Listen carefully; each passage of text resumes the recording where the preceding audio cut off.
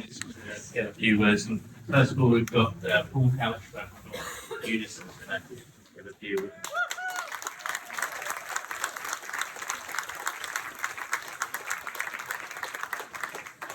First of all,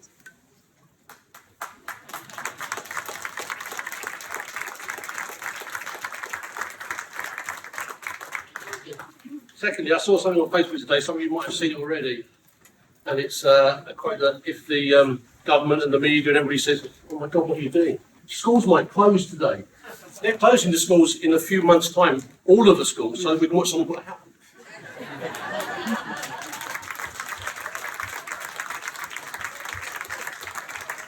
It's good enough for him, it's good enough for us. Thank you very much.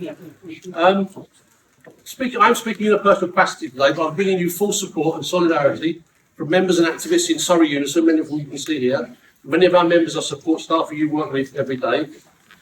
I'm also bringing solidarity from the Surrey County Council of Trade Unions, organised in what we call SCCTU. That's 14 unions across the whole of Surrey County, all supporting you today. Also solidarity from the National Shop Stewards Network in Surrey, and from my party, the Socialist Party.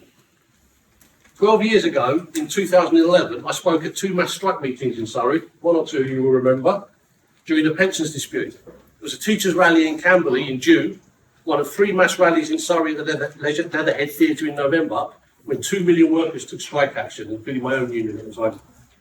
The combined strike of today of teachers, train drivers, university staff and civil servants is the biggest single day of strike action in this country for 12 years.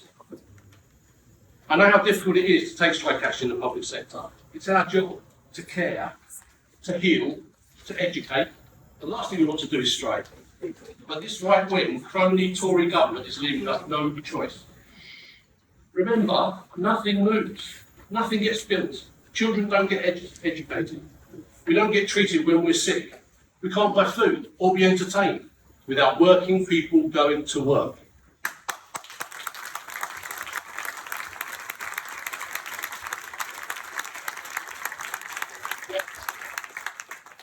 Workers produce everything in society, yet we don't get anything like a fair share of the cake. We keep the whole of society running, and we have to make do with the crumbs off the boss's tables. If you work in the private sector and you go on strike, then you hit the boss directly in the pocket. You cut their profits, which is why a lot of the private sector strikes are actually achieving some amazing results at the moment.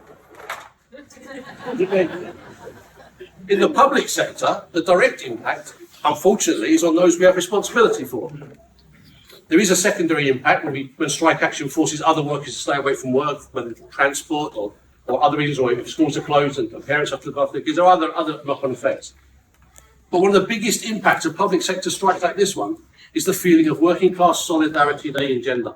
Union after union are declaring successful ballots for strike action. The Fire Brigade Union being the latest to smash the ballot thresholds and vote nearly 90% for strike action. We see nurses, ambulance workers, physiotherapists, junior doctors fighting for the very survival of their health service, the same as you're fighting for the survival of the education service. Every day, more workers are joining in and adding their voice. We do need to ask a question. I don't apologise for being political. Where is the Labour Party? Where is the Labour Party speaker today? Where is the Labour Party on the picket line? So it's a big issue to be raised with that. Something else that all these services have in common is they're all funded either directly or indirectly by central government. The choice to hold down wages is a political choice. It's made by some of the richest tax avoiders and crooks in this country who are sitting in government.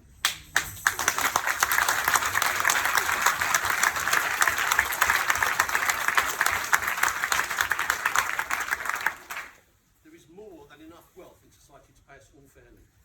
The number of billionaires in the UK has increased by 20%. The very rich have seen their income and profits grow by millions and millions. On a world scale, Oxfam have stated that over half of the world's wealth and resources are owned by literally a handful of individuals, less than would fill the seats on a London bus. Half the world's resources. That's Oxfam, that's the official statistics. If you want to know more about that, I'm going to make a plug now. If you go on Facebook and find out our UNISON, Surrey County UNISON Facebook page, you'll see we do a series of video events where people can just log in and it's a discussion group, a panel, etc. called Conversations with Purpose.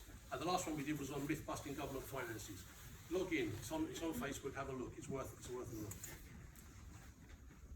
The Tories have just passed their latest attempt to muzzle public sector workers through new anti-union laws. I say if they attempt to use those laws on us, we should all come out. We should all come out, all 24-hour general strike, and say, no, you cannot do that to us. It's our right to strike. On budget day, on the 15th of March, the NEU's already named a day for a national strike.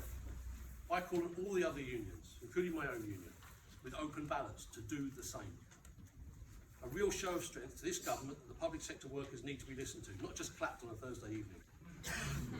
The TUC should also call a demo in London on the Saturday of that week. It would be the biggest protest event since the anti-war protest in 2003, which saw 2 million people in the streets of London.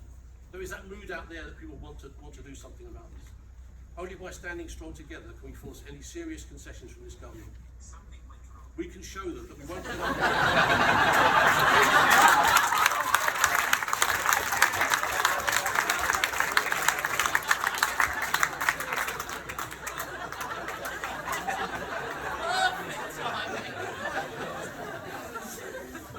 I've been upstaged. So just finally, we can show them that we won't put up with their crumbs. We want the whole cake.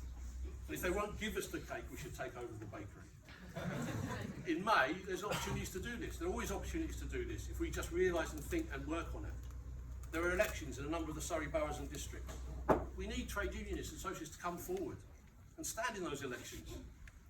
Our voice needs to be heard in the council chambers, in government, everywhere, and at the moment it isn't. And that's one of the problems that we have. This government is really, really weak and divided and can be beaten. You can win this. We can win this because we are the many and they are the few.